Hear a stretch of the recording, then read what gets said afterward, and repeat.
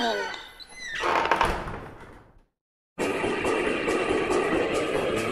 Risk to overthink. Hello friend, আমাদের YouTube চ্যানেলে rich two god send আপনাদের সকলকে স্বাগত জানাই। আপনারা জানেন আমাদের এই চ্যানেলে বিভিন্ন ধরনের মানসিক চাপ, মানসিক অশান্তি এবং মানসিক অস্থিরতার বিভিন্ন দিক নিয়ে আমরা আলোচনা করি।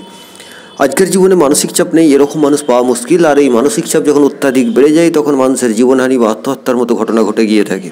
আর এই মানসিক চাপ এটা এমন জিনিস, এটা কিন্তু বাইরে থেকে বোঝা যায় না বা কেউ মেপে বলতে পারবে না।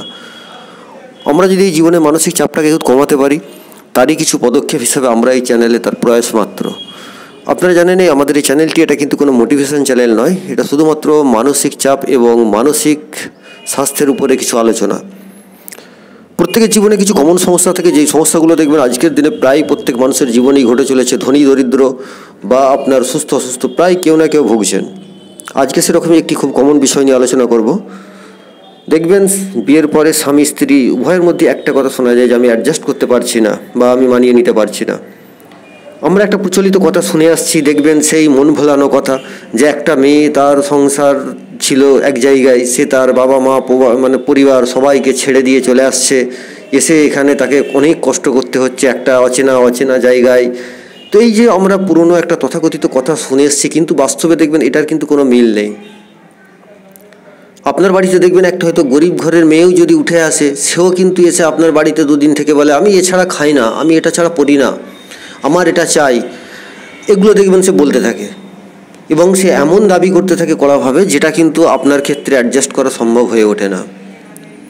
আপনার বাড়িতে এসেছে, দেখা যাচ্ছে ঘুরিয়ে আপনাকে অ্যাডজাস্ট করতে হচ্ছে। আপনারা যদি একটু ঠান্ডা মাথায় বাস্তব পরিস্থিতিটা ভেবে দেখেন, দেখবেন একজন ছেলে বা পুরুষ তাকে অ্যাডজাস্ট করতে হচ্ছে। একজন মেয়ে আপনার বাড়িতে এসেছে অতিথির মতো বা একটা অচেনা জায়গায় এসেছে, সে অ্যাডজাস্ট করবে, যেটা আমরা এতদিন ধরে মন ভোলানো কথা শুনে আসছি। কিন্তু বাস্তবে কিন্তু দেখবেন পরিস্থিতিটা পুরোপুরি অন্য।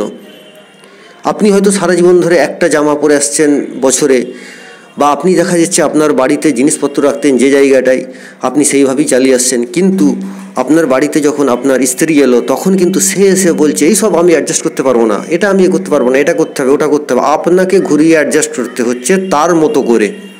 আজকের পরিস্থিতি কিন্তু এরকম। যতই আমরা বলি নারী নির্যাতন, কিন্তু আজকের পুরুষ নির্যাতন সমাজে কিন্তু একটা বড় বিষয় হয়ে দাঁড়িয়েছে, যেটা কিন্তু কোনো অভিযোগ নেই, কিন্তু নীরবে লোক সয়ে যাচ্ছে।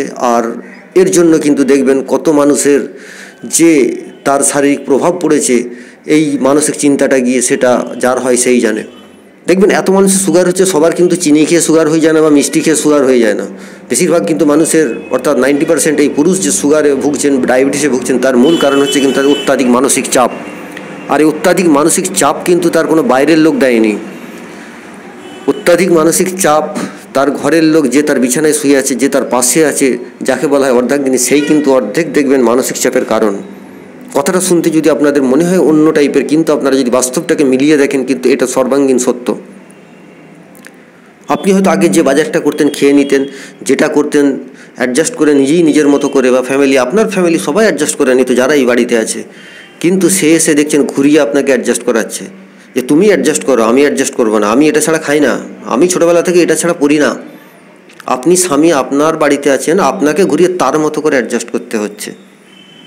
ভাষাটা কিন্তু অন্য। এখানে কিন্তু দেখবেন আগের মতো যে সেই মন ভালানো কথা যেটা বলেছি, সেটা কিন্তু এখানে কার্যকরী নয়। তো আজকের দিনে আমরা পুরুষদেরকে বলবো, আপনারাও কিন্তু সেই টিট ফর ট্যাট থিওরি একটু মেনে চলুন। আপনি যদি প্রথম থেকে কিন্তু সে অ্যাডজাস্ট করতে চলেন, তাহলে কিন্তু সারা জীবন অ্যাডজাস্ট করতে হবে। একদিন সুগার আক্রান্ত হয়ে আপনিও কিন্তু 50 বছর আয়ু, আপনার যদি 80 বছর আয়ু থাকে, আপনাকে 50 বছরের মধ্যেই চলে যেতে হবে পৃথিবী ছেড়ে।